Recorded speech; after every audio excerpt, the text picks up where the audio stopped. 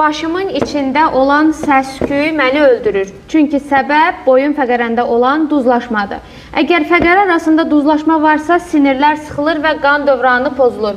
Bunun üçün istifadə etməlisən 40 paketli lipid çay ki, fəqərəndə olan duzlaşmanı təmizləsin.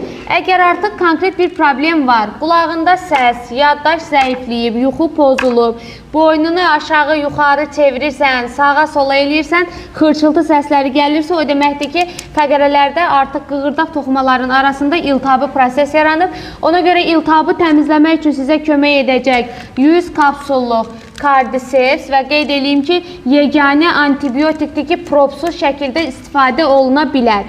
Amma osteoxondroz artıq verib sizə yuxu pozğunluğu. Gecələr yata bilmirsiniz. 200 saat yuxu yatırsınız, gözünüz yatır, amma başda səs-küy qoymur ki, yuxu yatasınız. Lesitinli beyin kalsiyumu isə istifadə edəcəksiniz ki, yuxunu normallaşdırsın, yaddaşı gücləndirsin və başda olan səs-küyü aradan qaldırsın.